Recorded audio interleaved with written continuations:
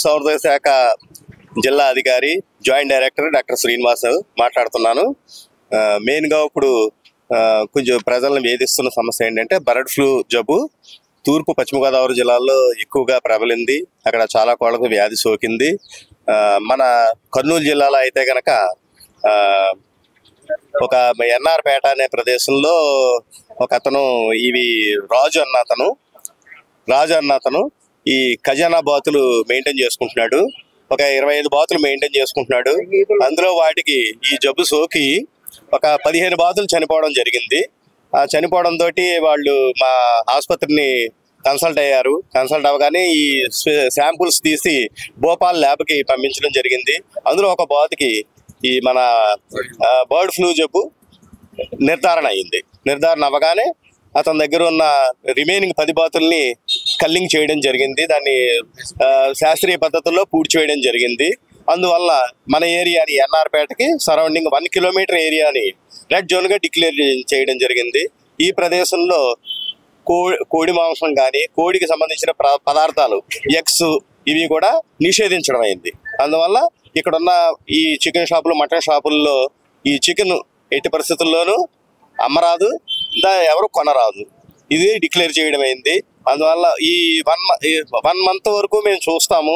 ఇక్కడైనా out breaks లేవు అని నిర్ధారణ అయితే కనుక మళ్ళీ మేము శాంపుల్స్ కలెక్ట్ చేసి సేరమ్ అది సర్వేకి అనాలిసిస్కి పంపుతాము.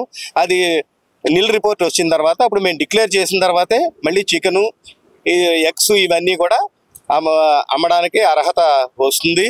అప్పుడే మనం ఈ బేరసారాలు జరగాలి, సేవించడం జరగాలి.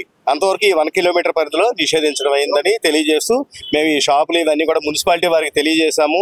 ఇవి చికెన్ అమ్మకాలన్నీ నిషేధించే విధంగా యాక్షన్ తీసుకోవాలని వారు నిన్న కలెక్టర్ గారు కూడా మీటింగ్ పెట్టడం జరిగింది. అన్ని డిపార్ట్మెంట్లతోటి, రెవెన్యూ డిపార్ట్మెంట్ తోటి, పోలీస్ డిపార్ట్మెంటు, డిఎం&హెచ్ఓ గారు, వెటర్నరీ డిపార్ట్మెంట్ తోటి మీటింగ్ పెట్టడం జరిగింది. మున్సిపల్ కమిషనర్ గారు కూడా హాజరయ్యారు. దీనికి మున్సిపల్ కమిషనర్ గారు పోలీస్ డిపార్ట్మెంట్ సహకారంతో ఈ పకడ్బందీగా అమలు చేస్తారని తెలియజేస్తూ సెలవు తీసుకుంటాం. హై టెంపరేచర్ వస్తుంది, నోటి మంట, కళ్ళ మంట, కూడా నీళ్లు కారుతూ ఉంటాయి. దాని ఒంటి మీద కూడా ర్యాషెస్ వస్తాయి. బర్డ్ కూడా బాగా ఇమ్మీడియట్గా చనిపోతుంది, తక్కువ టైంలో చనిపోతుంది. ఎక్కువ బర్డ్స్కి ఎఫెక్ట్ అవుతుంది, తక్కువ టైంలో చనిపోతుంది. ఇవి మెయిన్ లక్షణాలు ఉంటాయి. ఈ వైరస్కి మనిషికి సోకే అవకాశం ఉంది. కానీ మన రాష్ట్రంలో ఒక కేసు కూడా ఇంతవరకు రికార్డ్ అయి ఉండలేదు.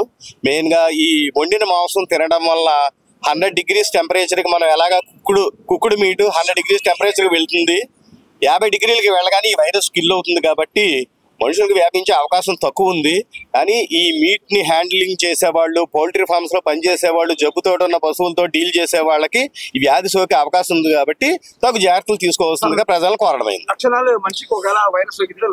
ఫ్లూ లక్షణాలు ఉంటాయండి. మెయిన్గా జ్వరము, దగ్గు, రొంప, జలుబు ఇవన్నీ ఉంటాయి. మెయిన్గాను కళ్ళ మంట, నీరు కారుతుంది, కానీ కళ్ళు కలగా ఉండే అవకాశం లేదు. ఫ్లూ లక్షణాలు ఉంటాయి మెయిన్గా.